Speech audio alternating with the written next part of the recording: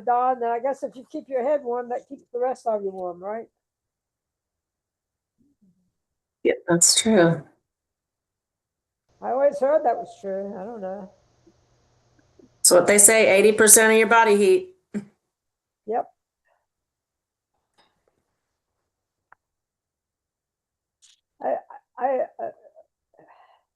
Yeah, this is not the time to talk about such things, I guess, but I haven't, but I'll say it anyway. I have noticed, maybe it's because I'm such an old person, I don't know, but I have noticed that if I keep my knees and my elbows covered up, that makes me a lot more comfortable. When if I'm wearing a shirt and the shirt gets pulled up above my elbows or something, I start feeling like I'm cold. So, but I don't remember ever noticing that, in earlier years. So I don't know. We got some people There's there. my new neighbor, Pedro. Hey, Pedro. Hey friends, how are you? Good to see you Doing all. fine. Finally not on the go for one of these, so it'll be nice to be able to listen and not have all the noise in the background. Yes. Lovely. It's good to see everybody.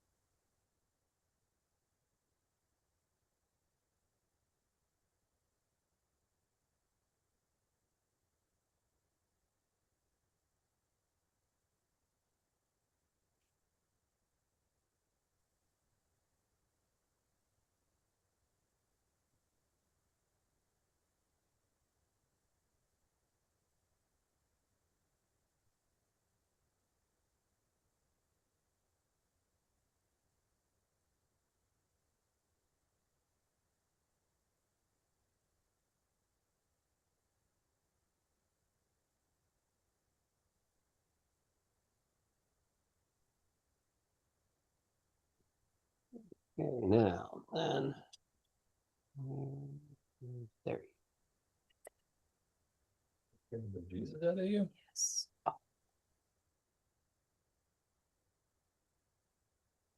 Okay, Jared, I just made you a co-host. You did thumbs up. You didn't see. Okay. Very good. It is now 7:30. So we can start the meeting. Rebecca, I got a very cryptic email from you yesterday that I Oh, didn't sorry. understand. It was more of a joke because I thought Oh. that I thought it was Tuesday yesterday, and then I Oh, was you thought, bummed that it okay, was. I wasn't sure because there were two ways to read it. One Yeah, being I that you know. thought There's yesterday was Tuesday, and the other being that you thought the meeting was on Tuesday, which of course it was. no, yeah. Okay. Sorry, I should have responded. Oh, I was too busy, but it was okay. mostly a joke that I signed in yesterday, thinking it was yesterday. But Okay. But you're here now, so yeah, no harm, thanks no so much. foul. And Jarrett, are you admitting people as the co-host?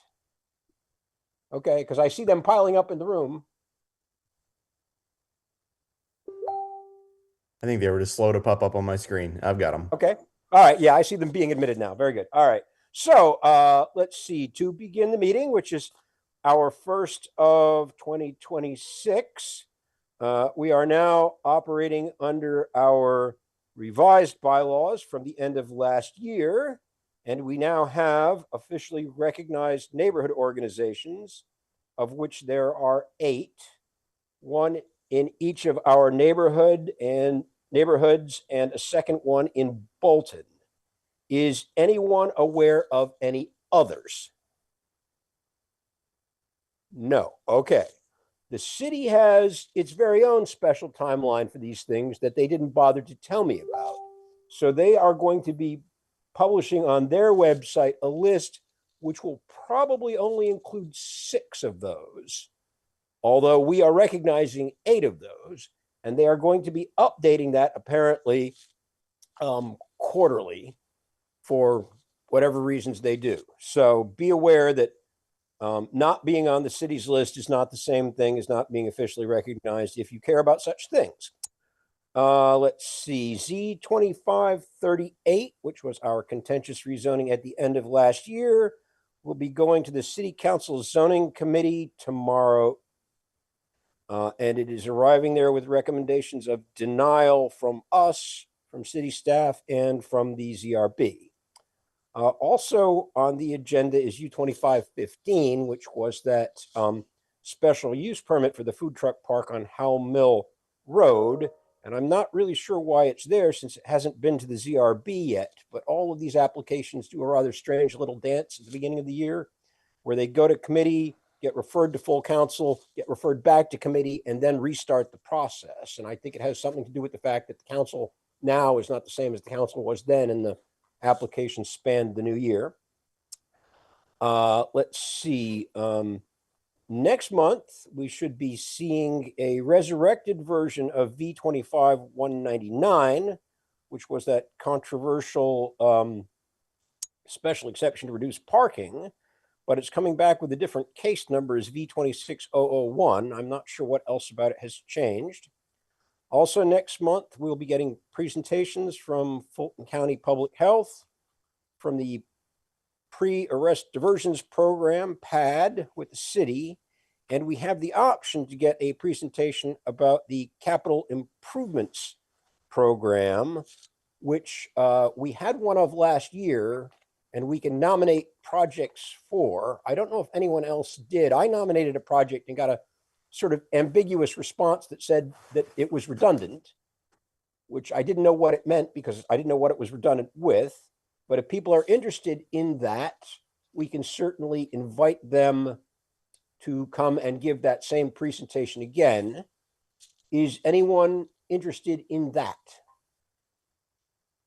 Raise your hand or speak up or anything.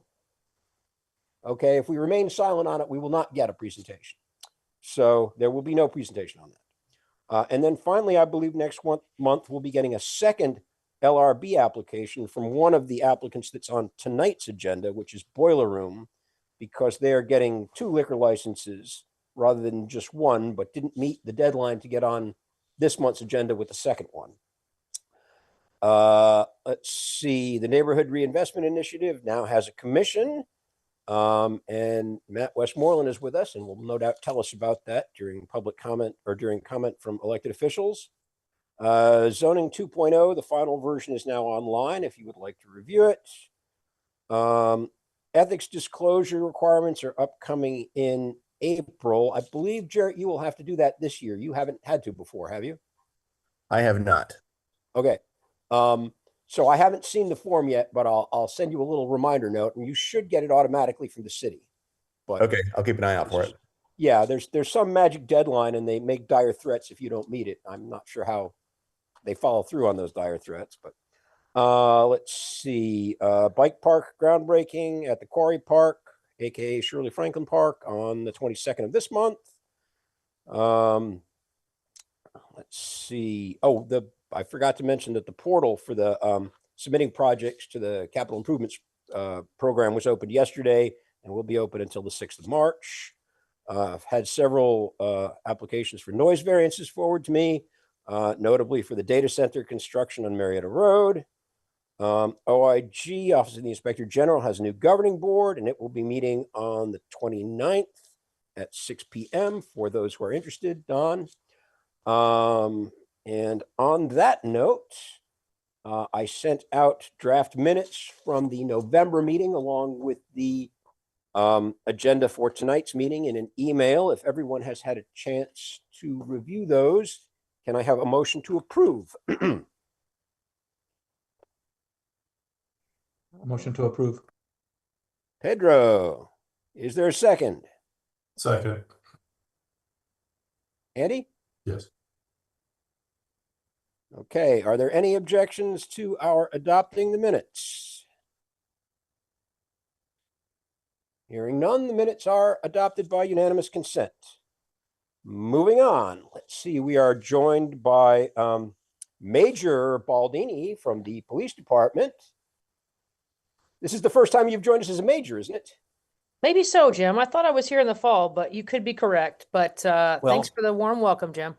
If I haven't congratulated you officially, congratulations on your promotion. It was well deserved. Thank you, sir. Appreciate that. Joining me tonight is Sergeant Moret. Sergeant Carlos Moret is one of our day watch sergeants. He's in one of our leadership programs this month, and he has to attend a couple of NPU-D meetings and learn some things. So unfortunately, he's going to learn from me, which is quite frightening, Jim. Matt, don't say anything. I don't want to hear your comments about that. Good evening, everybody. Thanks, Carlos. Do you want to say anything about the program or how much you love Zone 1? Well, I do love Zone 1. I've definitely learned a lot from you, Major.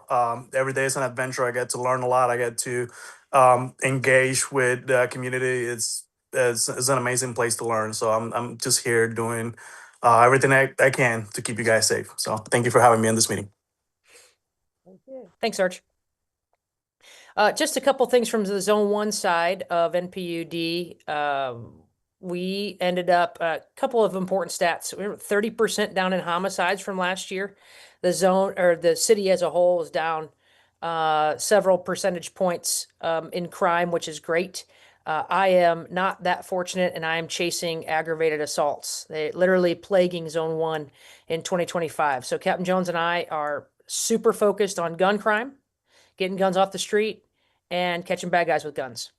So I need the community's help with all that. I dropped a couple of important things in the chat. Court Watch. If anybody wants to get involved in Court Watch, go to court hearings. Be there when there's public comment about hearings, about sentencing. We'd love your support, and the community would love your support. So there's some information about that. Lisa Holland runs that program. She's a former Roswell cop. There's also some information about how to compliment or make a complaint about APD. I know you guys are only going to make compliments, so that's fine. I'm not worried about it. And then some statistics from Q4. Main thing that I know you're interested in is car break-ins along the Ellsworth and Huff corridor around the Christmas time, early into January. I think we're going to see a decline on that. Several APD units made a really substantial bust, connecting about 5 to 8 gang members. They were going back to some apartments off of Fairburn Road, and we found items from hundreds of car break-ins. So we found guns and all kind of stuff from car break-ins. So I think we got back to that. But these apartment complexes, we got to work as a team, lighting, cameras, security, and we just have to be smart. You know, don't leave your laptop on the dash. Don't leave your gun in the car. Some basic stuff, but I'm not going to preach at you. I'll let Chief Mans handle all that. If anybody has anything specific you want me to follow up on a case or a call, please send me an email. My email's in the chat, or Sergeant Moret, his email will be in the chat too. And if there's anything we can follow up on, I'm happy to do it. Anything else, Jim? I received an email this morning, I believe it was, complaining about an empty lot on Lower Paul that is apparently a nexus of crime. Bobby, that's over in your neighborhood. Do you have any information on that? You hear me, Jim? Yeah. Yeah. Yes. No, that's news to me. You said Okay. an empty lot on Lower Paul. Is that what you said? Yeah, an empty lot on Lower Paul. So it might be a place that could use semi-regular police presences, as in drive-bys. Can you shoot me that, Jim? I can forward it to you. Yeah. Yes. Yeah, that's Okay. poor choice of words there. Sorry. Don or Tabitha, have you guys heard anything about that? What was the question? I haven't heard No. anything from Councilmember Hillis on that either. So that may be fresh off the press. I haven't heard anything, but I think it would be good to start patrolling that area since the park is coming as well. I think it would be good. to just have some extra presence down there. Okay. There are some people who've made their home in the like forested area behind an empty lot on Lower Paul on the opposite side of the cement plant. That's where I think people are pointing to. Okay. Yeah, I agree with that. I've seen that when I go running there. Yeah. Okay. Well, I will forward you the email and we'll go from there. Were there any other questions for Police Zone 1? No? Okay. I believe we have Major Vans here from Zone 2. Yes. Good evening, Jim. Good evening, everyone. Good evening. Ben Baines, Zone 2 Commander. So snapshot from 2025, citywide, we were down 7% overall in crime. And for Zone 2, we were down 13% in crime in 2025. So just very proud of the men and women in Zone 2. That's 5 years in a row, each year over year, trending down in crime. They started off really doing a good job. I'm really proud of them this last weekend. Many came in on their off days, worked 12-hour shifts with the weather event. So it's not always about enforcement. It's about taking care of the community. So I'm very proud of all citywide, but especially Zone 2 and the work that they do. We are working with license and permits on a few locations in NPU-D. Anton Street is one, and then obviously Revel on Ellsworth Industrial is another. Both of those have cases pending with the License and Review Board. So once I get some updates on those, I will share with everyone. But that's all I have, Jim, if anybody has any questions. Yeah, we don't get agendas sent. I don't get agendas sent to me for the LRB meetings. So once we do have LRB dates for either of those cases, I would like to attend and speak to Yes, them, sir. and I'm sure some other members of the community would as well. I'll reach out to Captain Wagaman and License and Permits and see if he can forward those to me on a monthly basis or whenever he gets them.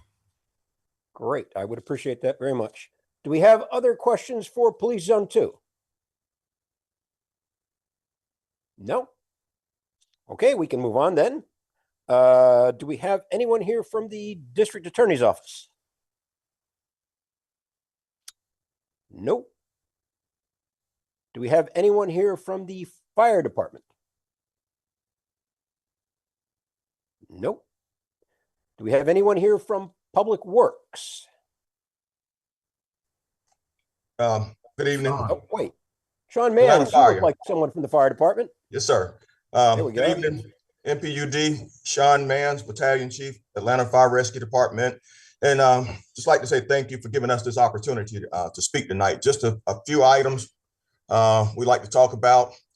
As the new year begins, the Atlanta Fire Rescue Department encouraged residents to start January with safety in mind. January often brings colder temperatures, as we saw this past weekend. And with that, it increased the use of heating equipment. This month, AFRD would like to focus on winter safety, home heating awareness, and carbon monoxide prevention. Cold snaps and winter storms can create hazardous conditions both inside and outside the home. So AFRD reminds residents to plan ahead and use caution during the winter months. When we're out, if we're responding to calls and you hear emergency equipment, please, by all means, just pull to the right, giving us room to pass. Not only that, if we're out operating on the roadways, please slow down. The last thing we need to happen is, for another accident to happen. And you always want to make sure you keep supplies on hand during the winter months: flashlights, batteries, blankets, and water in the event you get snowed in and can't come out. Heater equipment remains one of the leading causes of fires in the wintertime. We want to make sure we take extra care to prevent accidents. And some of the ways we can do that, make sure we keep space heaters at least 3 feet away from anything that can burn. If you're using a space heater, make sure you plug it directly into the wall and not into an extension cord, a power strip. Turn off space heaters anytime you leave your house, and your fireplaces and chimneys. Make sure you get them inspected on a yearly basis because they do have soot and stuff to build up. So we want to make sure we get them cleaned out. And one of the things we want to make sure we also don't do is, of course, grill inside. That sounds crazy, but people do it. And utilize generators and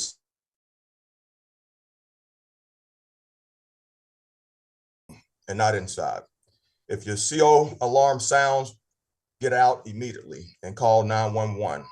And last but not least, make sure we test your smoke alarms on a monthly basis, and if need be, replace the batteries. That's pretty much all the information we have. Well, one other thing. This past weekend, we had a house fire in Southwest Atlanta. And after talking to the homeowner, we found out that the cause of the fire was due to the dryer. He hadn't cleaned the dust out of the dryer. As a result, it started a fire. So just a reminder to make sure you clean your dryer vents and get that dust and stuff out so it doesn't cause a fire like it did in this case. The person ended up losing the house due to that. So that's pretty much all the information we have. Any questions? I'll ask a question. I have, can you hear me? Okay. I have a microphone here somewhere. I have a space heater that I have an old house, a drafty house. Anyway, I have a space heater that's a gas heater. The gas flame is well situated back inside the heater, so it seems fairly safe to me. My concern has always been, whenever I leave the house, when I go to bed at night, I always turn that heater off because I've always wondered if for some reason the gas line was interrupted and, and then it came back on, then there would be no flame there and I would just get gas in my house. And I guess I wondered whether there's any record of that ever happening. Does a gas line ever get, interrupted that's coming into our houses? And I'm not going to believe, Betty, what they have here. Do you see they have the Coke? There's certainly a possibility of that. And you're correct. I mean, if that happens, if it goes out and nobody's there to relight the pilot, you could end up with a lot of gas in the house. And, if it finds an ignition source, start a fire. So yes, but to answer your question, any records of that, I'm not sure, but that can happen. Okay. Okay. Well, I guess I'll continue turning off my heat and being Yes, cold ma'am. in my house. Okay. Other questions for the fire department? None? All right, we can move on then. Do we have anyone here from Public Works? Yes, sir. Good afternoon. Good evening, Mr. Martin. Just want to run across a few items here. I'm just Officer Bird with the sweep team, and I don't have much, but just want to run through a few things. We are a day behind with collection due to the winter storm. We're asking that if you have bulk previously scheduled prior to the storm, the city sent out an email to all the constituents that had bulk collection scheduled. So they should have gotten an email or any kind of notification letting them know when the next scheduled bulk should take place. Also, we want to reiterate, if you have bulk before you put it out, please schedule it through 311. You can also report any illegal dumping through 311. Anything you may see that's should be there on the right of way or anything that looks not where it should be, report to 311. They'll make a case of it, and we'll go out and investigate. Trash bins. Want to make sure that your trash bin is out. You can put your trash bin out as early as 7 p.m. the day before collection, but it must be back in by 9 a.m. the day after collections. So we want to kind of just reiterate on that. Make sure you pull your bins in. We are writing notice of violations for trash bins that's out past the collection date. Yard trimmings, we want to make sure when we put the yard trimmings out, make sure there's no dirt, no sand, no mulch, no rocks inside the bags. You want to also, you can also schedule anything. You can either call 311 or you can schedule it through the online process. If you see any down trees or anything due to the winter storm that may be blocking the right of way, hanging over, or looking like it's going to fall, go ahead and call 311. They'll make a case of it. We'll get out there and try to take care of it as soon as possible. That's all I have for tonight. Okay. Do we have any questions for Public Works? Nope. All right. Thank you very much. Thank you. Let's see, I believe we have Officer Oabede here from Code Enforcement. Maybe? Yes, good evening, everybody. How's everybody doing? Your audio For is the sounding a little 90-day choppy. report. Let me see. Is that better? I think so. Speaker. Is that better? I believe it is, yes. Okay. The 90-day report that I have for you guys, we had a total amount of 32 cases. Out of these 32 cases, we have 8 cases that was issued demo order, and one of them clean and cut.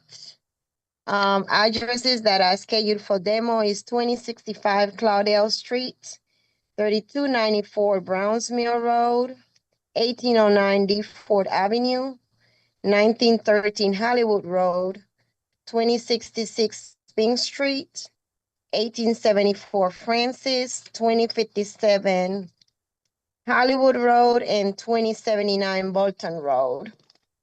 The other remaining cases are either in citation status, comply, or notice mailed to the violator to rectify the issues.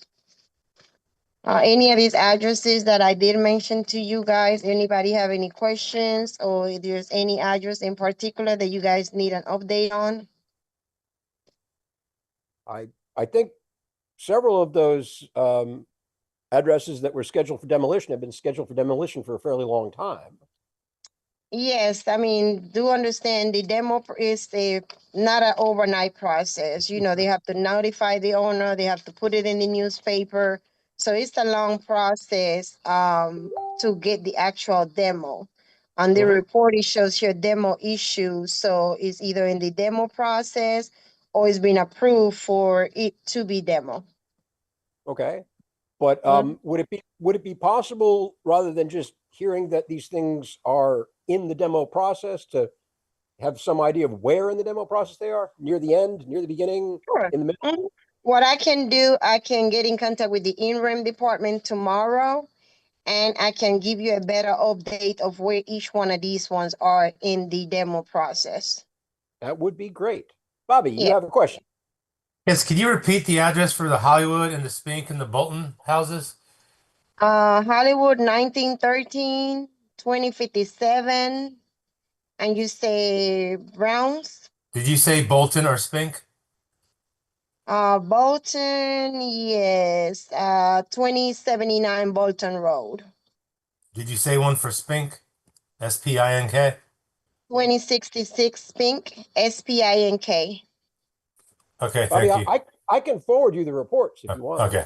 Okay, that's because in the previous meetings we've had in which we gave a list of addresses, we realized those addresses had been demolished for years.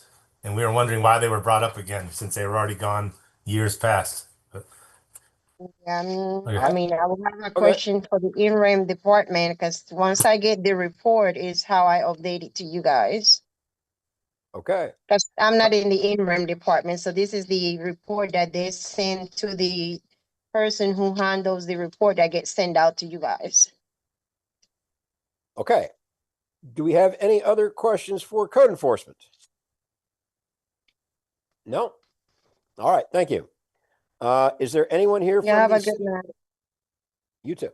Is there anyone here from the city solicitor's office? No. Anyone from watershed management? No. Anyone from the library? Nope. Anyone from the parks department? Jim, have you found anyone to take over your parks group?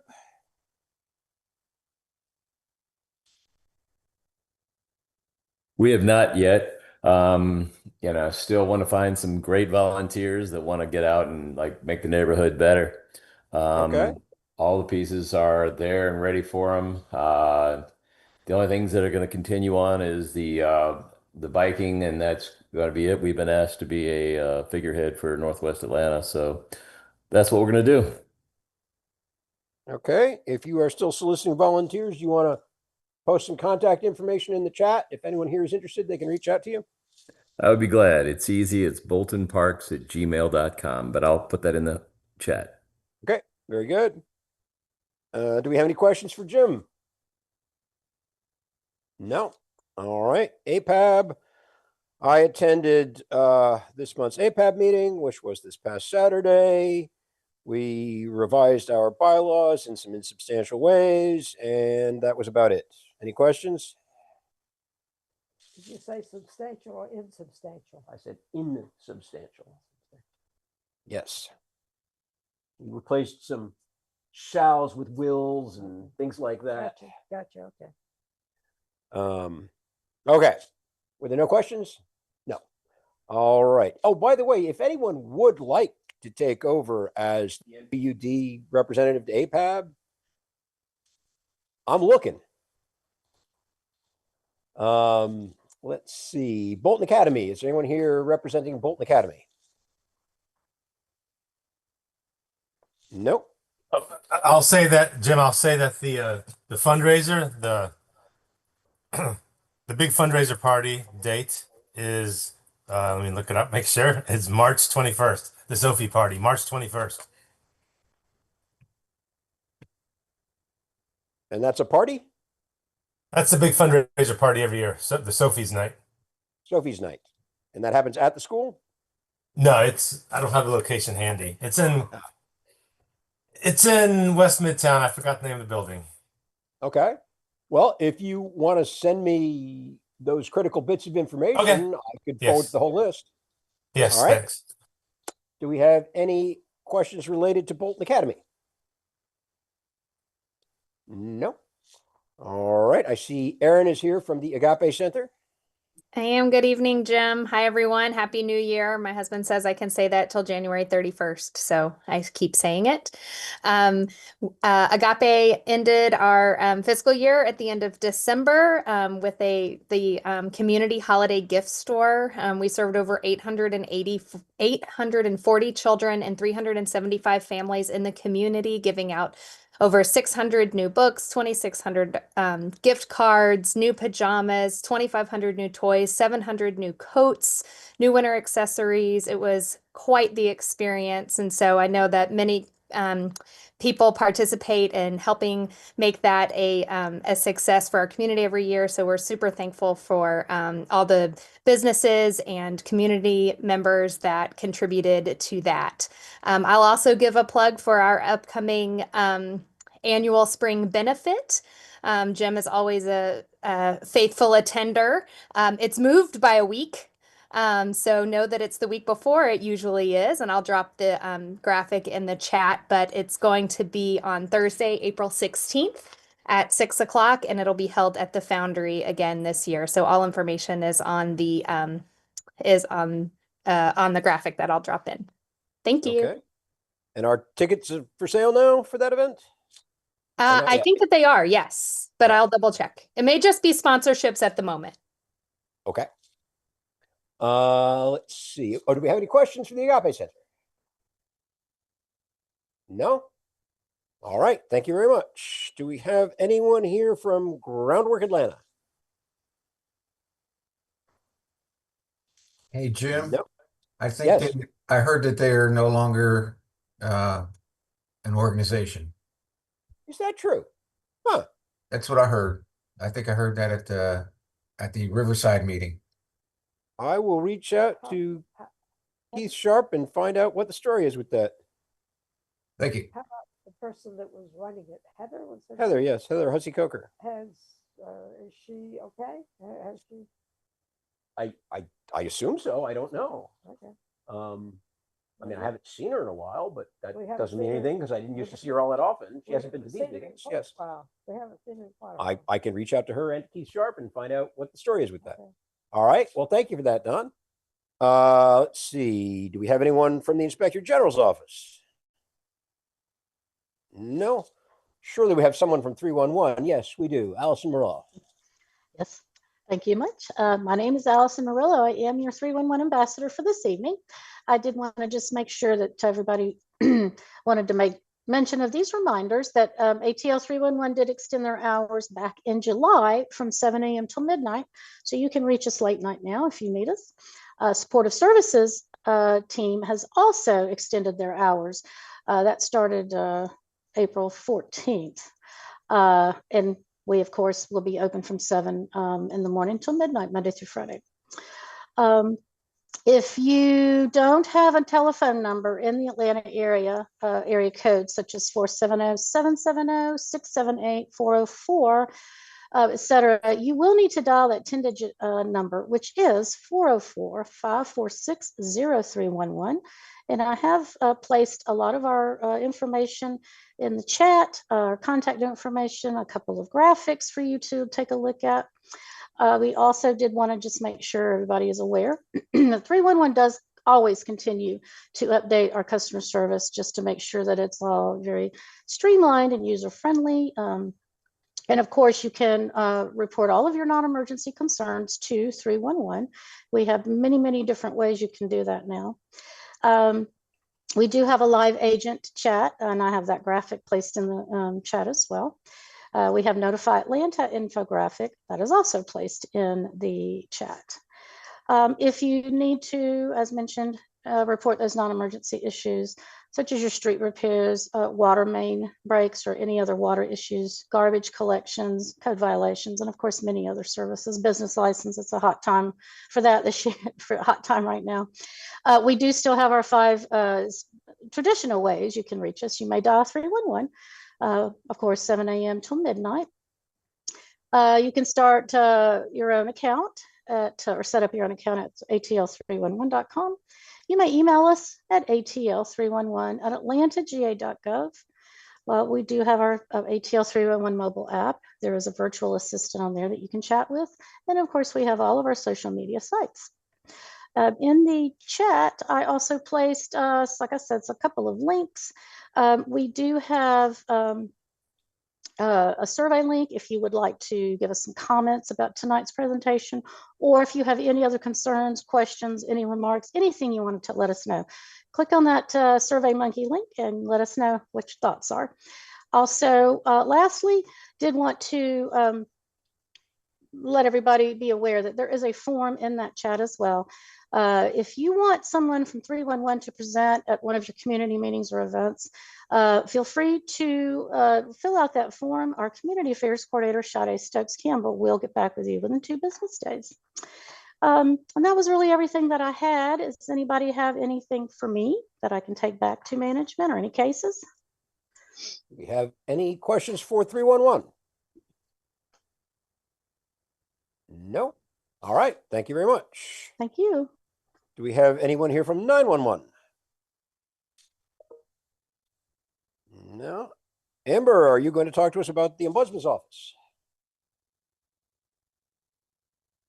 Is anybody going to talk to us about the Ombudsman's office? I guess not. All right.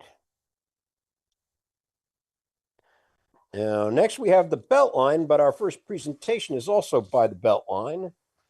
Shall we just roll those together into a presentation by the Beltline? That makes sense. Michelle? That makes sense, Jim. Hi, everyone. It's Nate Hosel, your planner. I have Atlanta Beltline with me, Forrest Rose, and his consultant, Amy Betzlow. Do you mind if they share screen? We're going to present a real quick update on the Sub-Area 8 Master Plan update.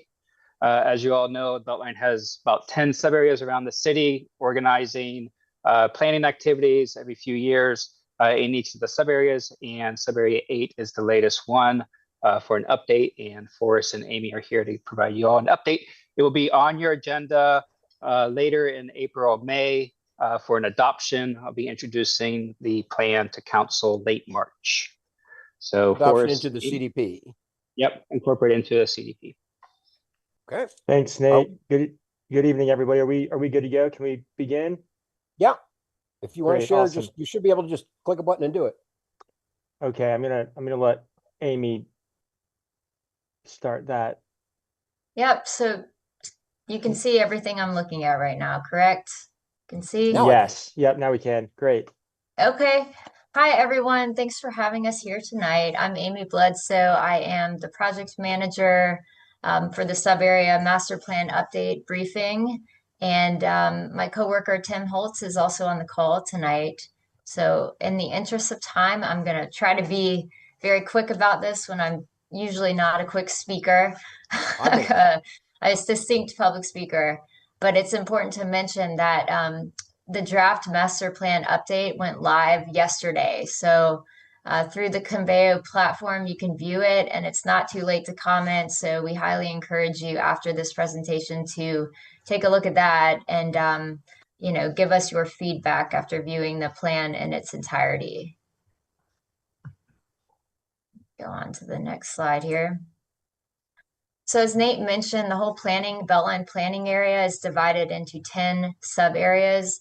The sub area 8 master plan is really the second to the last to be updated. So we're not starting from scratch. The original master plan was done in 2012, and it's time for an update essentially. So we're going to be looking at land use, mobility, open space, and affordable housing and commercial affordability as part of this process.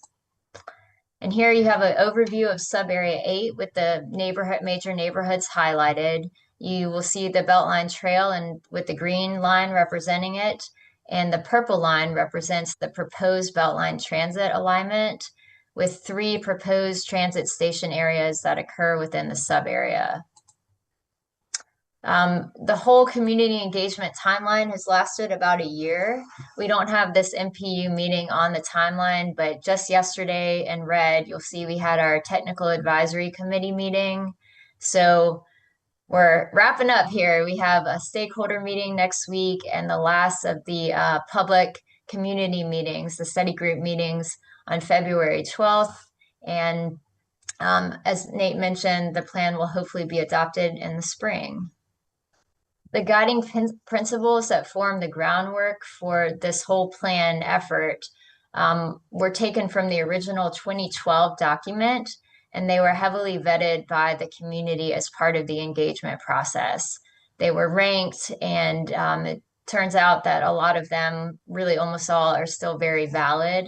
We'll talk about that in the slides to come, but some general themes are better connectivity, different housing options, really more affordable housing options. We heard that a lot. Promoting safe alternative forms of transportation, new parks and trails. So from a land use and design perspective, I'm going to run through these quickly. Reconnecting industrial areas to surrounding assets. That's number 1. That was the most important land use principle to the public when all of these were ranked. Numbers 2 and 3 are very similar. Promoting development densities sufficient to support future transit and supporting redevelopment around future transit areas. That's always a goal when it comes to work done by the Beltline. Establishing the character and scale of redevelopment based on context, access and neighborhood adjacency. So maintaining neighborhood character falls within that. Number 4. And including a diversity of employment options by integrating new light industrial and other job generating activities. Transportation and mobility, enhancing key streets to promote walkability. This one really refers to former industrial streets and industrial areas, Huff Road being an example. Maximizing connectivity to the Beltline, minimizing the impacts of truck activity on residential areas. We all know what it's like to get behind a truck within the sub area and a neighborhood street. But this also refers to, ingress and egress for trucks going in and out of properties and their loading station areas and things of that nature. Implementing traffic calming on neighborhood streets. Heard a lot about east-west connectivity and how that could be improved. Structuring redevelopment to promote connectivity and transforming elements of the community that are in physical decline. And that pertains to infrastructure, to roadways, things of that nature. Open space and natural features, maximize accessibility to parks and trails, provide enough open space through new plazas, parks, parkettes. We heard, pocket parks, everything. Capitalize on the area's unique open space opportunities. The Hemp Hill water treatment plant was mentioned and how that could become an amenity. There's a lot to say about that from a safety perspective and a clean water perspective, but it was mentioned throughout our engagement process. Enliven and reinforce the area's identity through public art and better wayfinding, essentially, promoting the history and the character and scale of neighborhoods. And these last two are italicized because these are the only guiding principles that were ranked significantly as being less important to the public. And that's to celebrate the unique historic character and role in Atlanta's rail and Civil War history, and to recognize industrial roots of the area by promoting industrial materials and scale and character. Jumping right into the land use recommendations. So Amy? this update is Amy? unique in that we Amy? are not.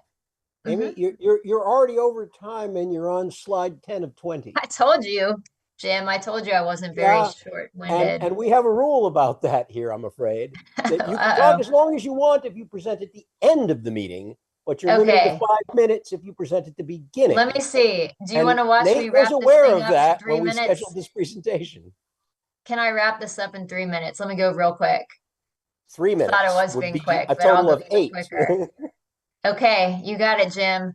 Okay, we are not recommending any land use changes as part of this planning effort because the city's comp plan A was just adopted in July. So everything you're seeing on the screen is just the city's development patterns land use map within our sub area, not making any more changes. From a zoning standpoint, it's important to mention here that this update does not involve proactive rezoning. The Beltline is not proactively rezoning anything. What you see here outlined, these parcels that are outlined in black, are areas where we are kind of targeting zoning recommendations based upon any projects that could occur in the future. So no proactive rezoning. Affordable housing recommendations, I'm not going to read these if we're really that pressed for time because they're posted online and they're very wordy. But again, as I mentioned, affordable housing recommendations and a few commercial affordability recommendations that involve mostly working with the city of Atlanta. Mobility was the single most thing we heard a lot about. We have our recommendations divided into vehicular circulation recommendations and pedestrian bike ped recommendations. From a vehicular circulation standpoint, most of these recommendations are funded already. There's a couple novel ones, and those pertain to new streets. It's a little bit difficult to see on the screen, but number 9, the lavender line, is a proposed new street connection connecting Huber to Fairmont Avenue.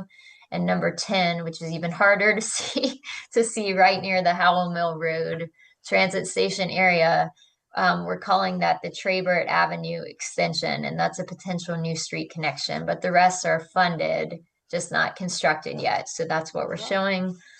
A lot more bike ped. Most of these are novel recommendations. You can see most of them occur along Huff, and too much to talk about in a short amount of time. So, but novel recommendations with a few being already funded.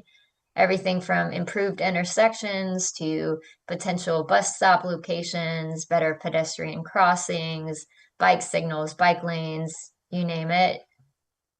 And our draft natural features and open space recommendations, we have some general policy recommendations. I'm going to leave this on the screen for just a second, but move on to the next slide in the interest of time.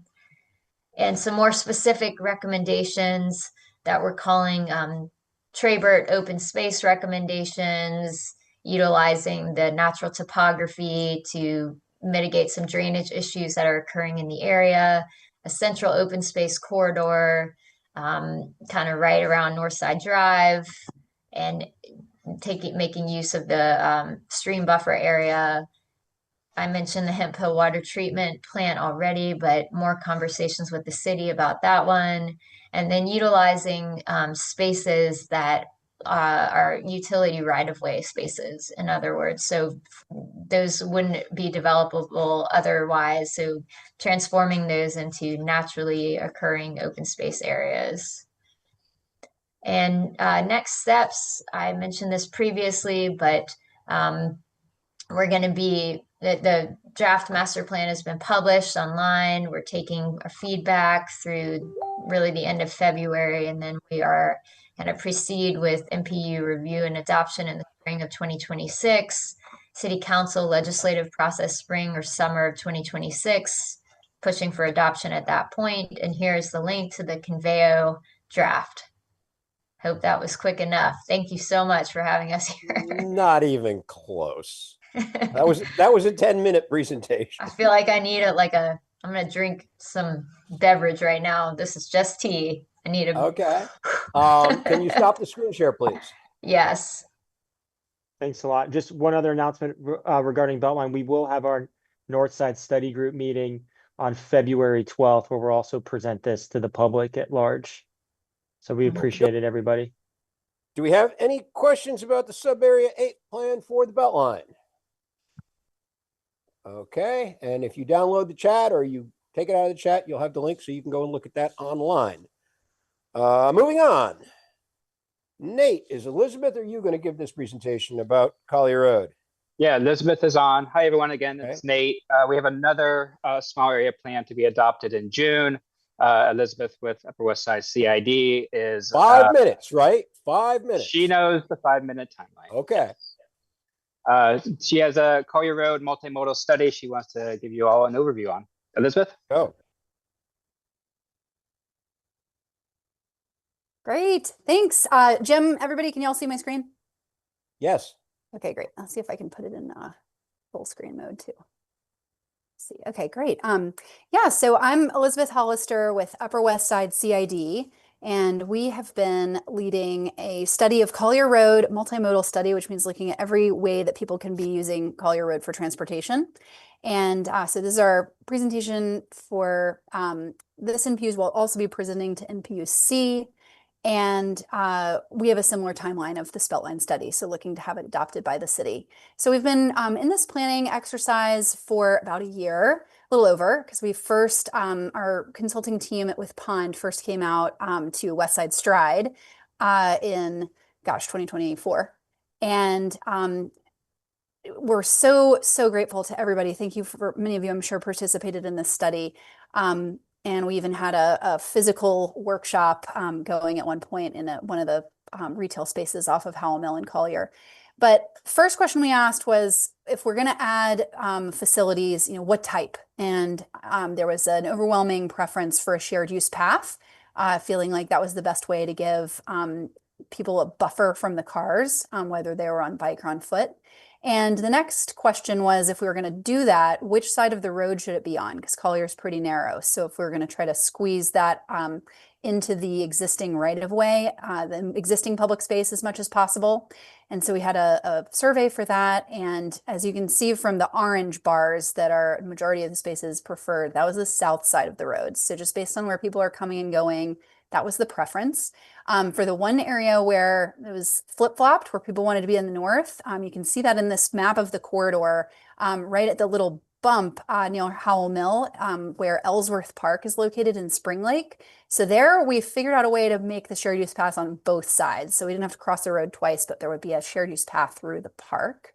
But ultimately we were looking at, how can we reallocate this road? Let's figure out a way for folks to be able to get across the road more frequently, because between the stoplight that's sort of near the public shopping center, a little bit west of there, and then there's just a very long space where folks are having to jaywalk if they want to get across the road, because it's like a mile of distance. So this is the cross section where we landed. The shared use path, again, being on the south side of the road, but it sort of varies. It's trying to be 10 feet wide wherever possible. And then when there are constraints like utility poles or buildings or walls, then it needs to choke down to 8 feet, and also trying to get a buffer in there. And then this is a quick map of those crossing locations. A notable one near the church, Atlanta West Side church, that's got a lot of folks parking all over the place, and the sidewalks are pretty non-existent. And then one near Seaboard, kind of near the Collier Center shopping center. Anyway, you can see the other ones. Another thing that we were hearing a lot from our public engagement effort was that folks really wanted a way to connect into the Beltline, that connector trail that's near Bitsy Grant. And so even though our study area was Collier Road, we still ended up putting a pedestrian crossing beacon recommended at Northside Drive and Norfleet to kind of connect folks in and make that, you know, on one end of the corridor, there's this Beltline connection. On the west end, there's the Silver Comet connector trail coming. So it's a really critical connection between two regional trail systems. This study also looked at placemaking opportunities. And so we had several that are detailed more in the study. One in particular, which was just a clarion call from the entire community, every neighborhood, every business owner, was talking about the underpass, in particular how dark it is. And Councilmember Hillis was involved in one of our, in that workshop that I mentioned. It was back in March of 2025. And he started a process to get the city and Georgia Power to figure out how to turn on the lights. Right now they're on like a 12-hour timer. Anytime it's dark outside, it's the lights are not on. They're not coming on. They're only timed for nighttime. And so the next iteration of that beyond lighting was, can we add some art? Can we add some lettering? And that's a long negotiation process with GDOT. We need to wait on the lighting. But one thing that is being able to be advanced via the NPU grant, which you'll hear about a little bit later tonight from me, is the mural wall. If you can see, the main road here going under the underpass is, of course, Collier. And then the little side road is Woodland Hills Avenue in the Underwood Hills neighborhood. And you can see a little like deer on the side of the bridge there. That's completely conceptual, but that's an area that can be muralized fairly immediately with the NPU grant. So that's the end of our quick presentation. I'll include a link in the chat of where to find the full study, but just so appreciate y'all's time tonight. We're going to be asking for a vote from the NPU at a future meeting. And you can send any comments or questions or thoughts about the study. This is the final draft, so we're still making tweaks. Send those directly to me. I appreciate it. Okay, 5 minutes, 15 seconds. Not bad. Do we have any questions for Elizabeth about the Collier Road multimodal study? No? All right. And there's a link so everybody can review it online. Moving on is Reggie Roby here. Yes, can you hear me? Yes. Whoa, I can hear you echoing. Yeah, I hear that as well. I'm not sure what's happening. It's not a good thing. Yeah, let's see. Let me see if I can figure that out.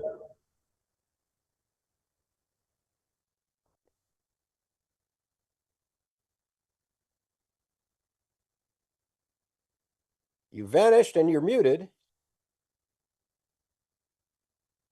All right, can you hear me now? I can hear you and your echo. Still echo. I'm not sure what's going on.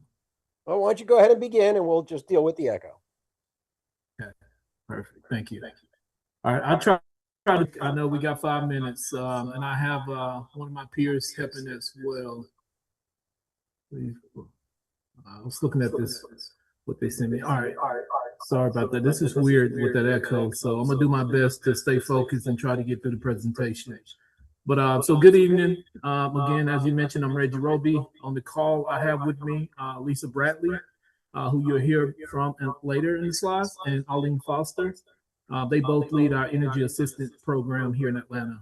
Also have Nicole Miles Sullivan, our region executive for external affairs.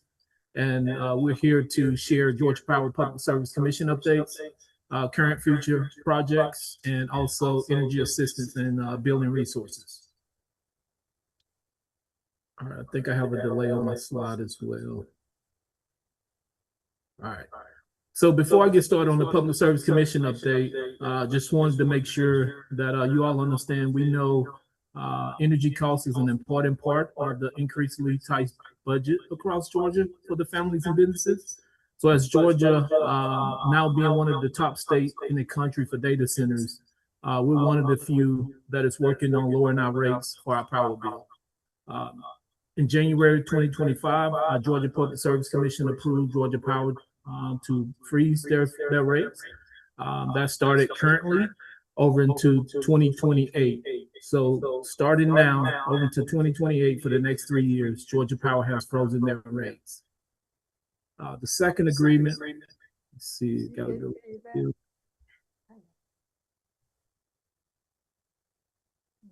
You've gotten very quiet. Yeah, I'm not sure what's happening here on technical difficulty, but Does it have something to do with paying less money to Georgia Power? okay. So the second agreement, we got approved December the 19th.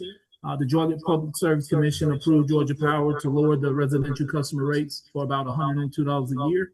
And that'll start after the rate freeze in 2028, what I just mentioned.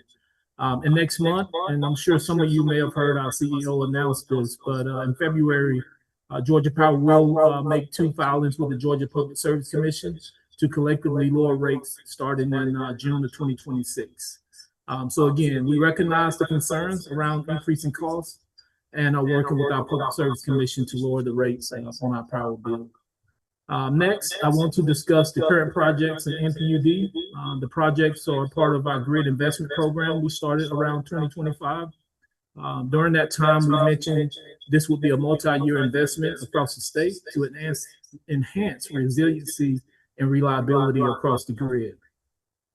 The 2 projects we have in NPU-D, one is near complete. That's a sectionalizing project near the Berkeley Park area. And also in design, we have what we call an undergrounding project. It would be a targeted section of overhead lines being converted to underground, where we have had a high percentage of trees falling on the power lines. And that is in the area of, I think it's, what's the hill? Underwood Hills? Underwood Hills area, yes, thank you for that. So we'll be doing the underground in the Underwood Hills area starting this fall and winter of 2026. And so from this plan, we've already seen reliability improvements across the state with over a 49% improvement rate. So we're proud to say that we do see the investment we're making is working. I was speaking with NPU-Z last night, and they spoke about the improvement they saw as well. So we're happy to share that this plan is working. And hopefully you all feel the same as well once we can get completed in this area. All right, and so next, I just want to share, when we in these communities doing large projects, here on the slide, you see prints and emails and text communication that we're sharing with customers prior to starting those construction. So the project that happened around the Berkeley Park area, you all should have seen postcards and texts and emails, those of you that opted in to receive those for the projects we get started in those areas. And this is a communication plan that Georgia Power will continue with a lot of their large projects, especially those that impact traffic within your community. And the goal is to help you understand what's happening, know when it's happening, so that you can plan accordingly as you travel throughout your community. And so next we have Lisa Bradley. She's going to speak about our energy assistance overview. You already over 5 minutes. That's a quick 5 minutes. Do you mind giving us 2 minutes? She shouldn't be too long. Does she have an echo too? I hope not. Let's try it. Are you able to hear me without an echo? Oh, thank God, yes. Okay, thanks everyone. I will move through these quickly. I am Lisa Bradley with the Energy Assistance Group and with Georgia Power. Just wanted to share very quickly a few slides with some innovative products and services that we have to offer to the folks who may need a little assistance in the area. So Reggie, if you would advance to the first slide. I believe it's our income qualified discount.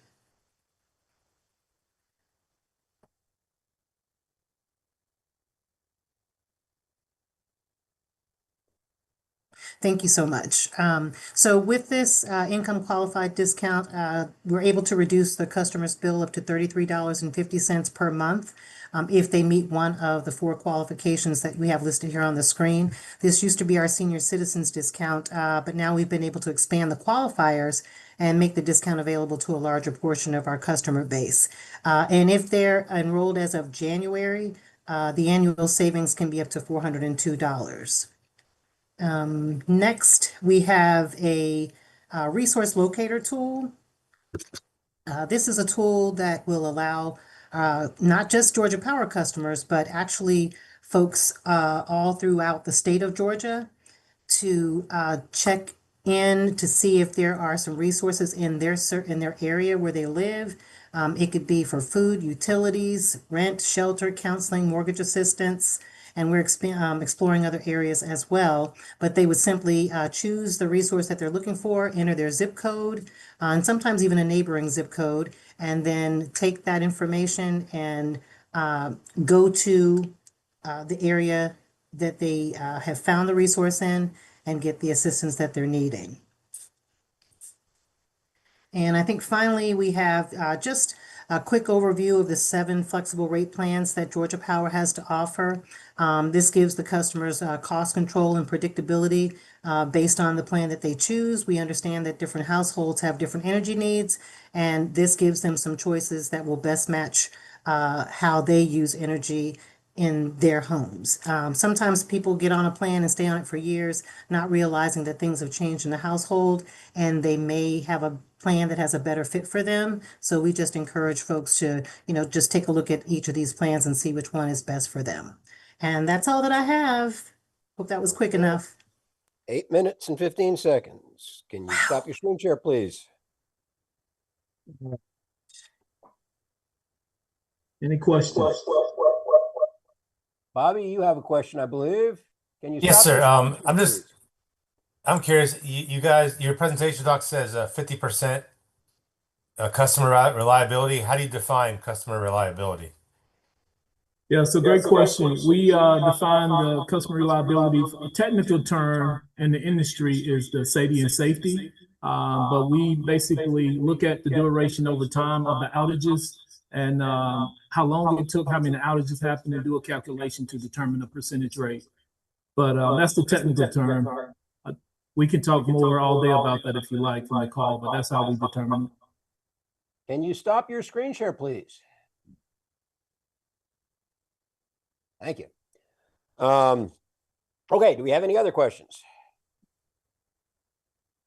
Did you get any of that? No? All right, let's move on then, shall we?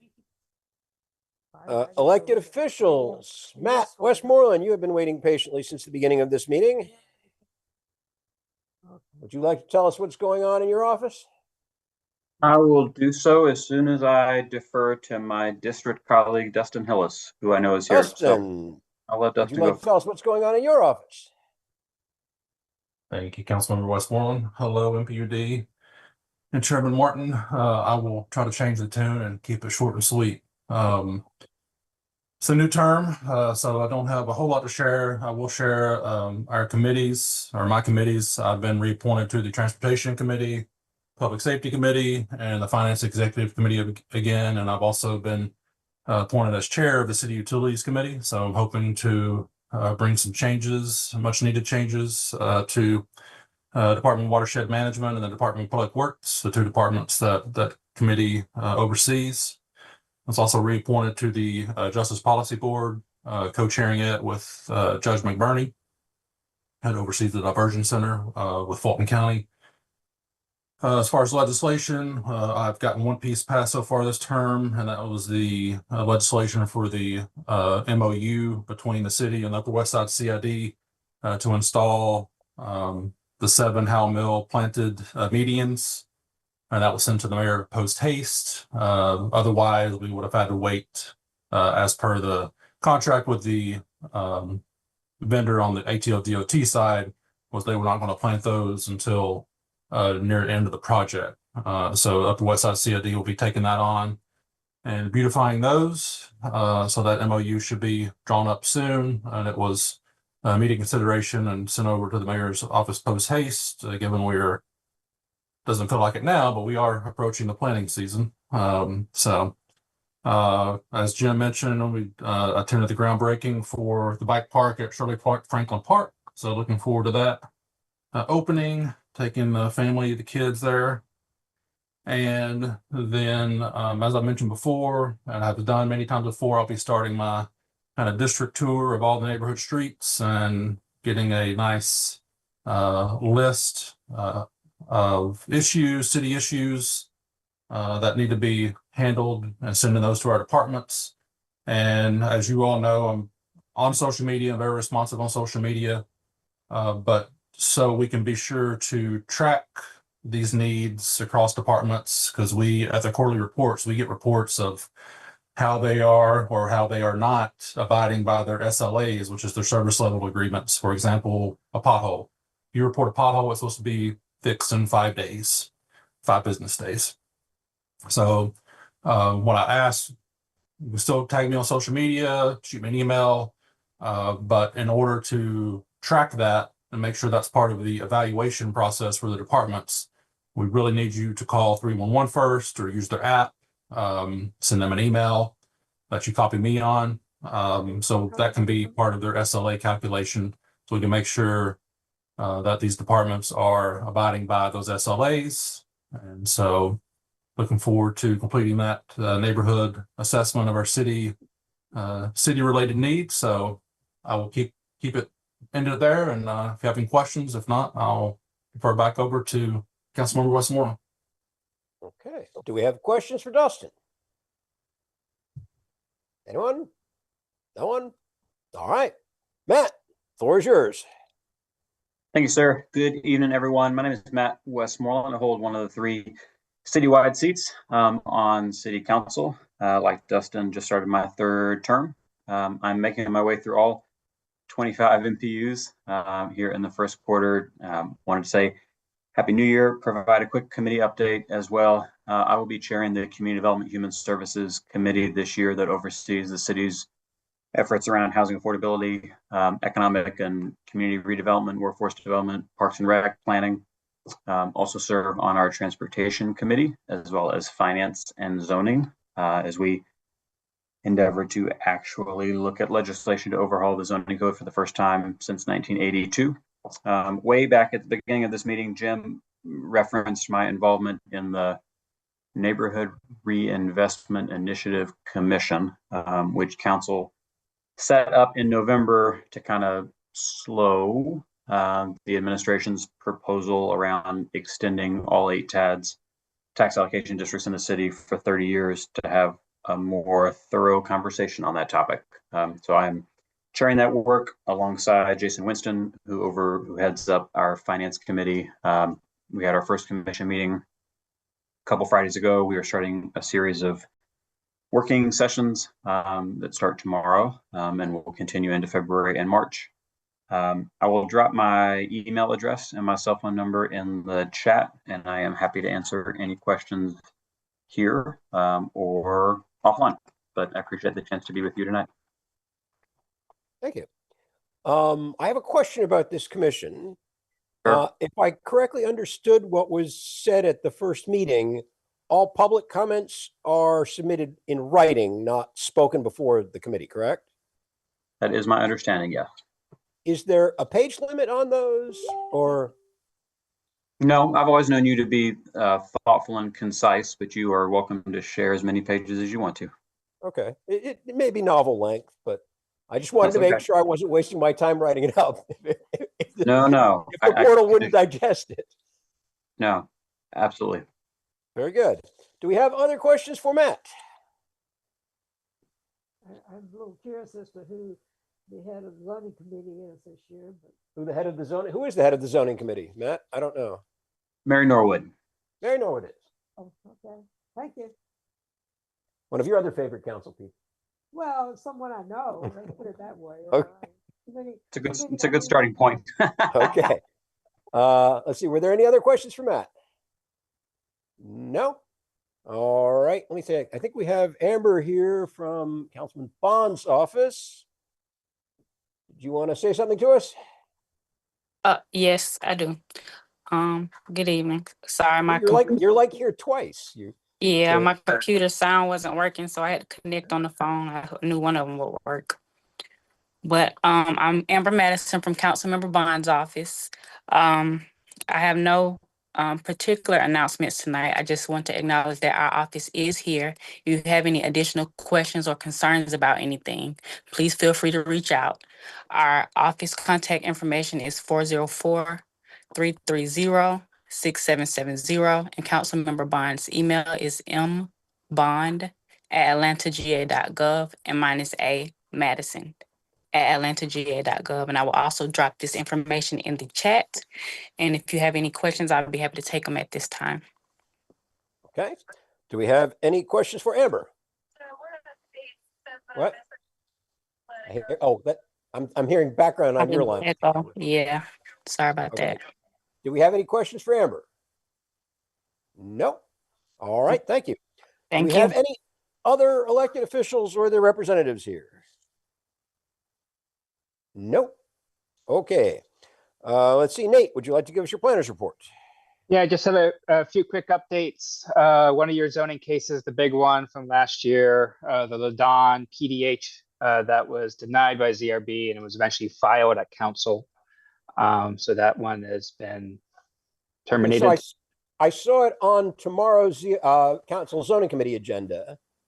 Perhaps it's it's already been filed? reintroduced. Yeah, I just checked it. It says file terminated. Oh, okay. I'll double check. Maybe they published the agenda before that happened. Maybe I'll double check. Okay. Thank you. Or I'll eat my words. Chattahoochee Riverlands. We have our next public meeting on the 31st of Saturday. It's over at CT Martin. It starts at 10:30. Feel free to come. We're going to talk about the Riverlands Trail Network and a little bit about Chattahoochee Brick. There's a few more public meetings through the spring.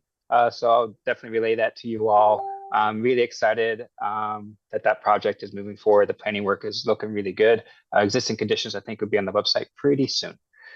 The other is the zoning 2.0 draft. Councilmember Westmoreland mentioned that it is available online on the Conveyo platform for people dropping comments. You can see other comments from other people across the city. That draft will be online through April. You'll eventually start seeing that ordinance circulate to the NPUs and council for a vote. That's all I have. Any questions? Feel free to ask or reach out to me via email. Okay. Do we have any double check on? questions? Sorry to interrupt. When's that double check on that Ladon situation? I'll double check it right now. Awesome. Thank you so much. Thank you. I would appreciate that. All right. Needed to go to the meeting tomorrow night. Well, it's also a zoning committee meeting, so if you did go, you would only be a spectator. You couldn't speak to the issue. It's already been to the ZRB, which was the public comment opportunity. All right. Were there any other questions for Nate? Nope. All right. We can move on then. Let's see. Elizabeth, are you going to pick it back up again with the Community Impact Grant Project? Yes, I can. Okay. Okay. 1 second. So let me familiarize anyone who is not familiar with the process. There is a grant program through the city where an NPU can apply for a grant to do various sorts of projects. I have announced it several times at past meetings. We've had one proposal, and it is the proposal that Elizabeth is about to share to do a mural on a wall along Collier Road. It would be at the boundary between NPUs C and D, and so we are trying to combine two grants, therefore getting twice as much grant money in order to do this. And it is something that we need to vote on, and then we can submit the grant application along with the result of that vote to the city. So that is what Elizabeth is about to tell us about. Go ahead, Elizabeth. Great. Okay. Let's see. Do full screen mode again. Yeah. So, right. Thank you, Jim. Double NPU grant. We will be presenting the same idea to NPU-C next week, and the grant is, not a ton of money. It's like probably between $5,000 and $6,000 for each NPU, which murals, as y'all may be familiar, can get very expensive. So we're trying to do this on a budget. And the first wonderful gift that was given was volunteer design time from an Underwood Hills neighbor who is also an architect, and her entire firm actually donated pro bono design concept services. And so I just wanted to note that we will be, there's a live survey to get input on this idea for this mural. The location I mentioned in the Collier presentation is on Woodland Hills Avenue. So it's a street that intersects with Collier right at the underpass. And the mural is the GDOT I-75 retaining wall. So again, it's Underwood Hills neighborhood, and yeah, the community survey is of course open to everyone in both NPUs and any other friends y'all would like to share it with. And so we're just looking right now at a design direction. The wall is like 300 feet long, and so we may not cover every single one of these little roughly hexagonal panels. May leave a few blank, but still trying to get the gist of an idea. And so here are the three concepts. You have one that's kind of clouds in the sunset. These are actually kind of mislabeled, and forgive me for that. But sunrise to sunset is the concept A, and then concept B is seasonal transitions. Concept 3C is sort of this geometric quilted pattern idea. And so I'll just blitz through these so fast. But we would love for all of y'all within the NPU to vote on this, as long as we can get a positive vote tonight on the concept. We're just looking for a vote on, can the NPU-D apply for this mural? And then based on the community input, we will go forward through a permitting process with GDOT, and that will probably take several months. But then we'll be looking for an artist or painter to execute that. They'll have to get bonded per GDOT requirements. Otherwise, we would ask volunteers to help, but we'll be having to pressure wash the wall. So the grant would be going to things like pressure washing, paying for someone's time to paint, and then the bond. We're going to also need to seal this thing up with anti-graffiti. This has been a graffiti target wall for a long time. Often when you put a mural up, that really helps cut down on tagging. But from a maintenance perspective, our organization is going to be implementing this grant, and then we'll take on the maintenance. And so that's actually part of the GDOT permitting, is that we are agreeing that the CID, Upper West Side CID, will kind of maintain this in perpetuity after it is initially put forward on the wall by the NPU. Okay. So the business before us this evening is, should we ask for the mural? Not what should the mural look like? I hope everybody's clear on that point. So there is a process by which the design of the mural will be arrived at, but it's the concept of the mural that is what's before us. Do we have any questions about that or about what has been presented? Would someone like to make a motion that we do that, which is to say, apply for the grant for the mural? I'll make the Motion. Apply for the grant for the mural. Okay, Eva made the Second. motion. Who was seconding? Sorry. Andy. Andy, Second. okay. Okay, so the motion has been made and properly seconded that we apply for the grant for the mural. Is there any discussion of that motion? Does everyone understand what that motion is? Okay, in that case, I am going to fight with my computer and get the poll up. Just a minute here. However, And let's see, I can find, there we go. Launch the poll. So if you can see this poll in front of you, if you are a voting member and you are in favor of applying for the mural, then you are in favor of the motion. You can tell us that by replying accordingly. If you are opposed, you can tell us that. You can abstain. And if you are not a voting member, you can also tell us that. So everyone here can respond to the poll in one way or another, right? While you are responding here in the room with me, yes, Eva, you are in favor? yes. Shelley? Yes. Yes, okay. Okay, so there are three of us in the room.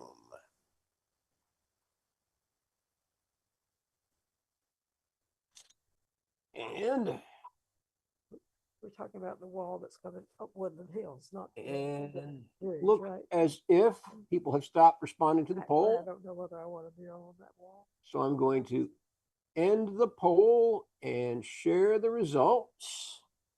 And we have 19 in favor. We have no one opposed, and we have one abstention.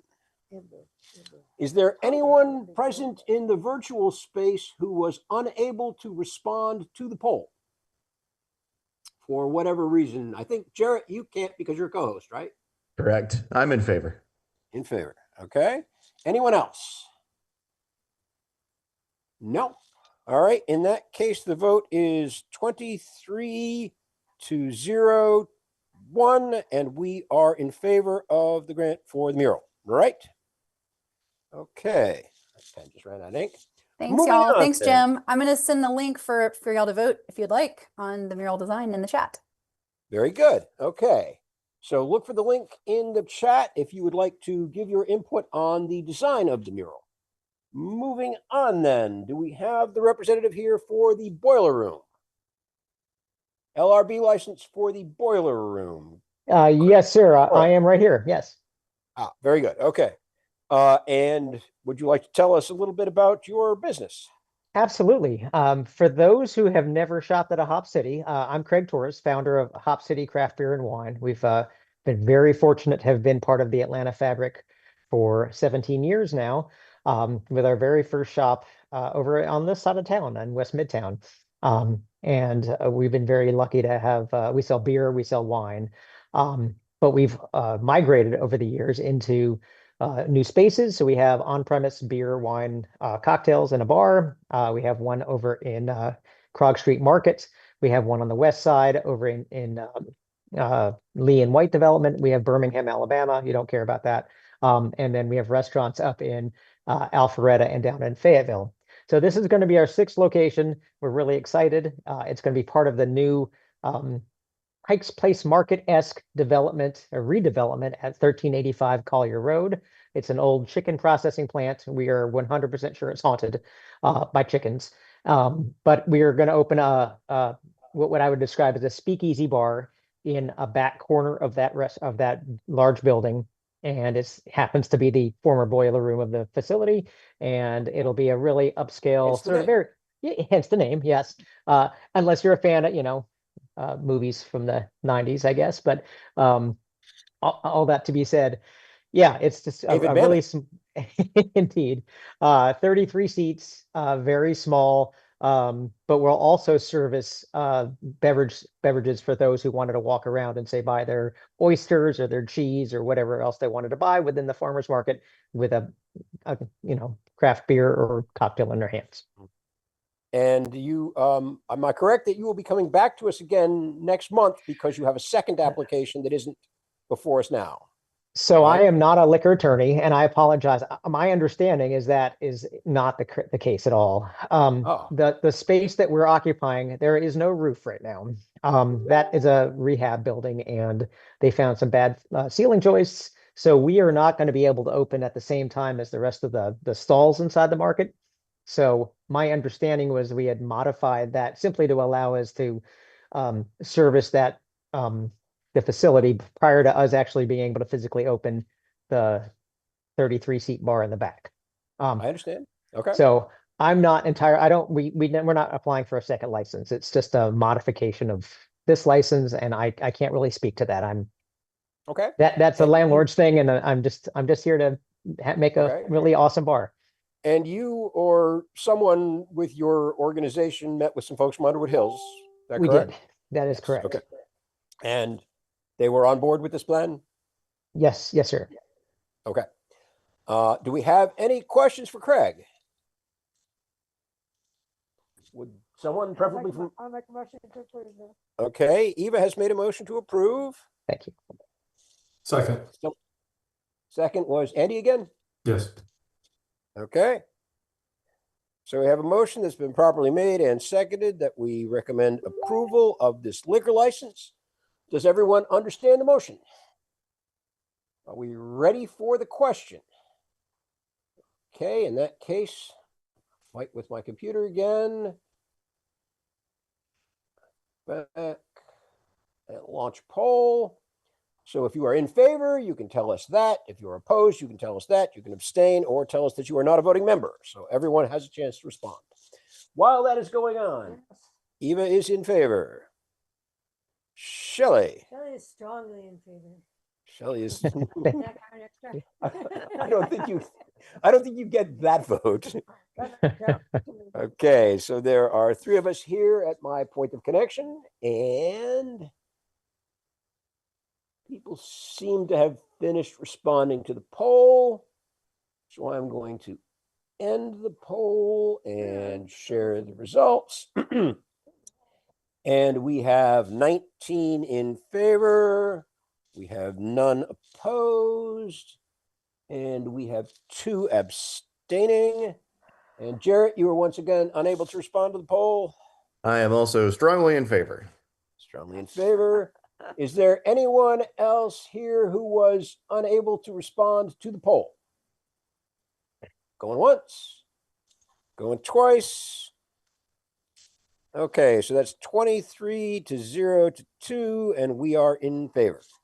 Moving on. Shelf Food Mart. We have Mr. Shahzad here. Yes, sir. I'm here. Yes, here. Okay. And you are taking over the existing Shell Food Mart and its liquor license, correct?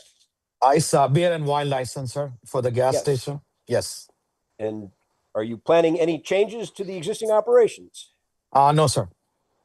Is there anything else you would like to tell us about all this?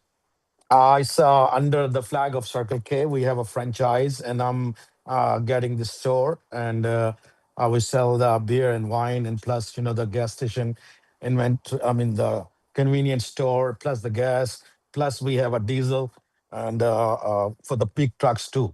So it's like a mini truck stop. Very good. All right. And this is in the Bolton neighborhood, I believe. And I did pass on this information to the Bolton folks. Does anyone have any questions for the applicant? No? Would someone, preferably from Bolton, like to make a motion on this matter? Motion to approve. Okay, motion's from Andy. Is there a second? Second. Chrissy. All right, it has been properly moved and seconded that we approve this. Does everyone understand the motion? Ready for the question? Yes? Okay. So once again, I will launch a poll exactly as before. As soon as I find it.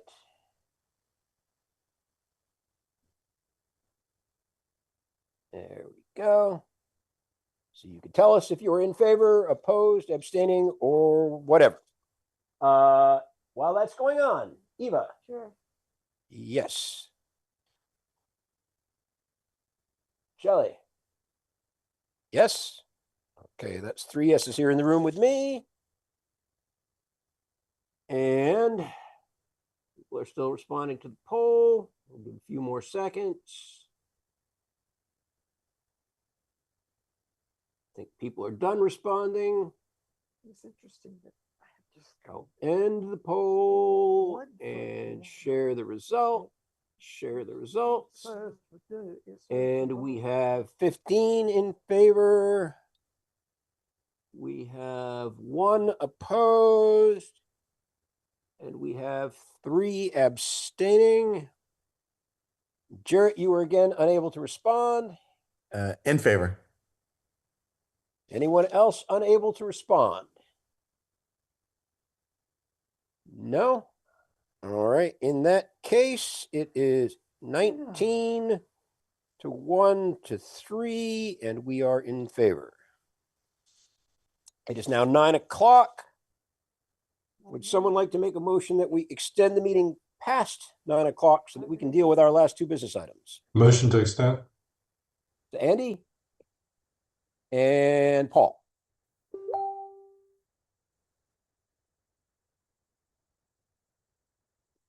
Does anyone object to our extending the meeting past 9 o'clock? Hearing no objection, we unanimously approve that. We can move on. Is Ashley Evans Rosencoter here? Yes. You are the applicant for There we New go. Laredo Cantina, That's right. the new agent. Okay. And Yes, I am. are you planning operations to continue as they currently are and merely taking over from the previous agent? That's exactly right. Yes, my father's aging out of functional business, and I'm stepping in and trying to get the alcohol license in my name. Very Everything good. the same. Okay.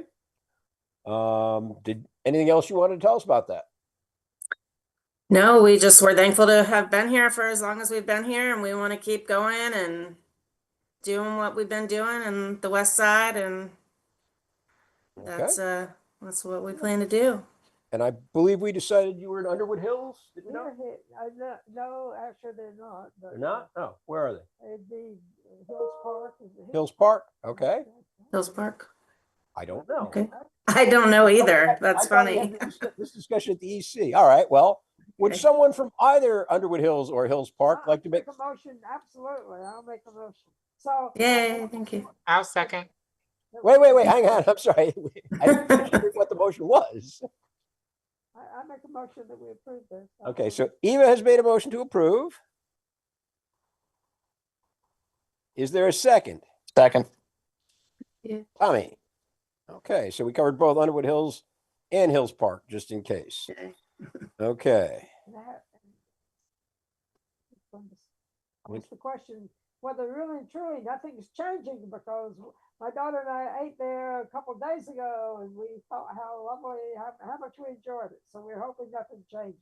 Okay. Wonderful, wonderful. Yeah, We we're heard not nothing was going to change. not changing. Okay. All right, so the motion was to approve. It was properly made and seconded. Do we have any questions about that motion? And we're ready for the question, right?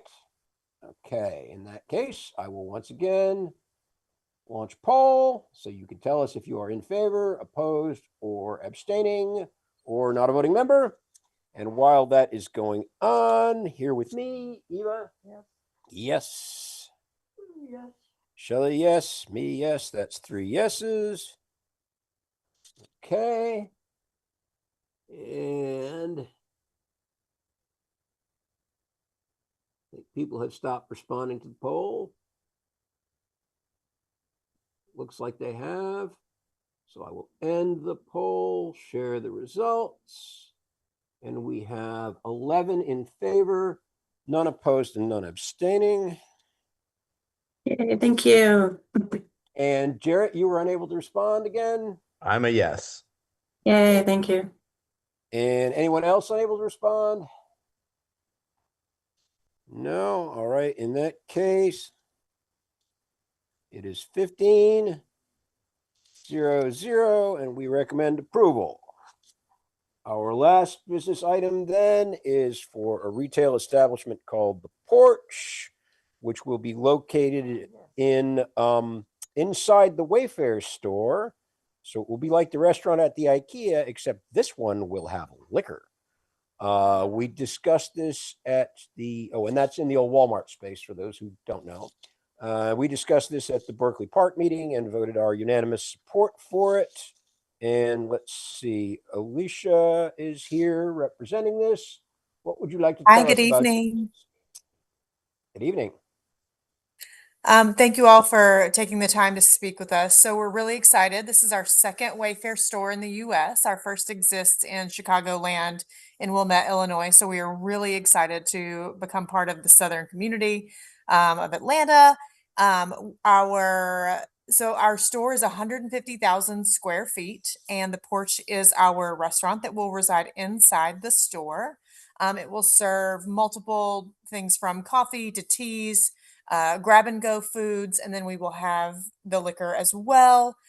We host a numerous amount of events and community local events inside the store that we do throughout the week and on the weekends, so that we do them all during business hours, and different organizations are able to partner with us in that. And we've had great experience with that in Wilmette so far. So we're excited to continue our growth with the community down here in Atlanta. So we're just excited to be here and ready to get open and meet the community. Welcome. Okay, do we have any questions for the applicant? I don't hear any. Is there anyone other than me here from Berkeley Park? No, in that case, I will make a motion to approve. Second. Eva has seconded. Does everyone understand the motion, which is that we recommend approval of this liquor license? All right, then I think we are ready for the question, right? So I'm going to once again launch poll. Just a moment here. There. go. So you can tell us you're in favor, opposed, abstaining, or not a voting member. And while you are doing that, Eva. Yes. Shelley. Okay, so there are 3 people at my connection who are in favor. And people seem to have finished responding to the poll, so I will end it and share the results. And they are 17 in favor, none opposed, and none abstaining. Jarrett, you were unable to respond? In favor. Anyone else unable to respond? Okay, in that case, the vote is 21-0-0 in favor. Okay. Thank you all. Thank You got to you. name a cocktail after the neighborhood. That's the rule. It will be the Eva Nason. Let's see. Okay, so then we have 2 matters before us that are for review and comment, which are both liquor licenses for new businesses coming in along Howe Mill Road, just to the south of the rail line. Is there anyone here representing either of those? They don't need to be. Okay, does anyone wish to comment on or vote on either of those? We don't need to. And if we do not, then we are done for the evening and we can all, well, I'd say go home, but we are home. So we can continue to be at home, but without virtually others in our presence. Right? Very good. Okay.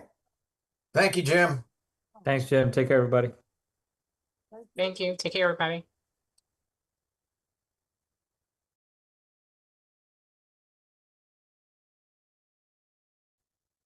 Tell me when I can ask a couple of questions. That you don't want everybody out there to hear. Well, no, just when You get can start through- talking whenever you want to talk. I When mean, you get through writing your notes or whatever it I'm is. done with my notes. I take notes in real time. You a couple of notes, questions. Okay. Well, what Questions that you wrote down so you wouldn't forget. I want to know about tomorrow night. Oh, tomorrow night's Wednesday night, so that's not a zoning. Anyway, what is that? What is the deal with tomorrow night? Oh, it's the zoning committee Yeah. tomorrow night, and they would be looking. Night. I thought I'm it sorry, was- tomorrow night. Tomorrow. I said tomorrow Okay. night. That was incorrect. Tomorrow. Okay, yeah. I Pardon thought me. in that in the middle of the day. No, they do. You're right. I'm Okay. misspoke. It's the zoning committee of city council that's meeting tomorrow. And on their agenda was Z2538, but Nate indicated that it had been filed. And so it may very well be that the request to file came in after the agenda was publicized, in which case it has been filed. If it has not been filed, you still would be unable to comment on it at that meeting because there is no public comment on the zoning cases at that meeting. And it may be that Nate said he was going to check on this. Yeah, So he may have I wonder whether he may have checked on it.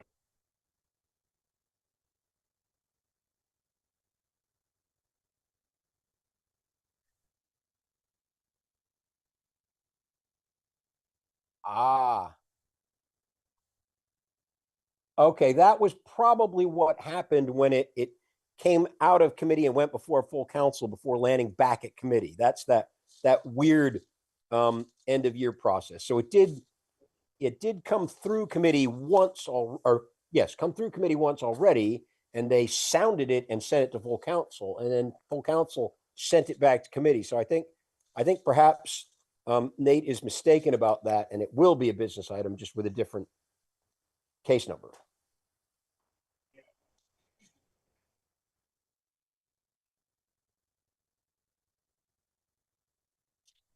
Yeah, I believe that sounds right to me, but we still have Amber here. She knows about these things. Amber, you want to weigh in?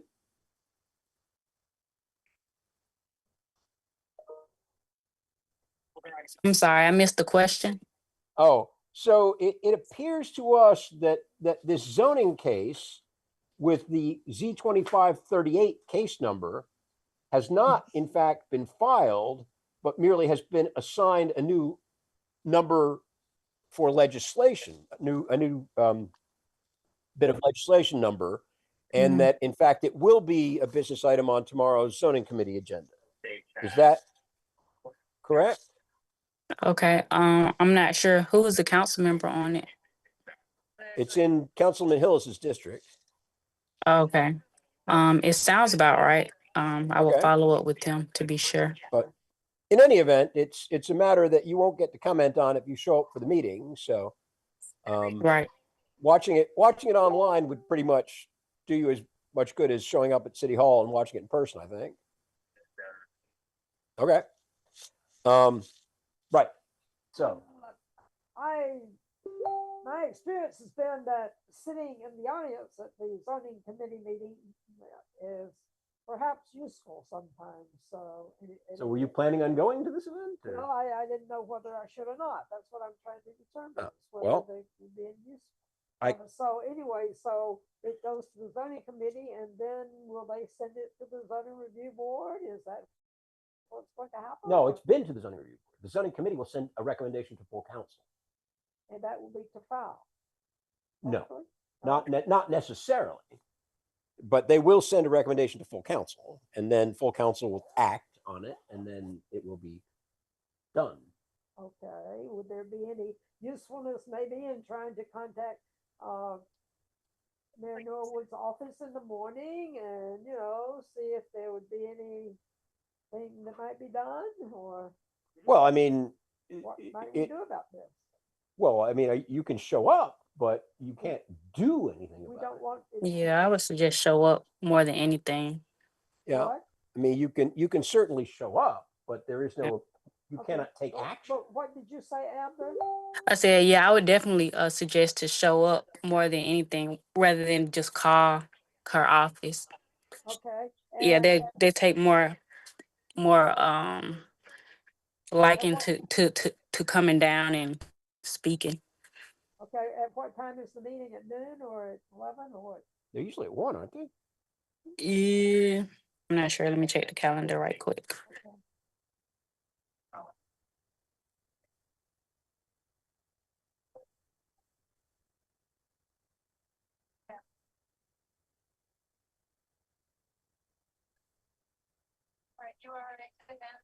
Looks like it's at 10, from 10 to 12 zoning. 10 a.m. Okay, 10 a.m. Mhm. Okay, thank you. You're welcome. Thank you, thank you. Okay. Did you have other questions you want to ask you? No. All right. Well, as I said, we're adjourned, so. Okay. Good night. Good night. Thank you. Mm-hmm. Wow. Okay. Recording stopped.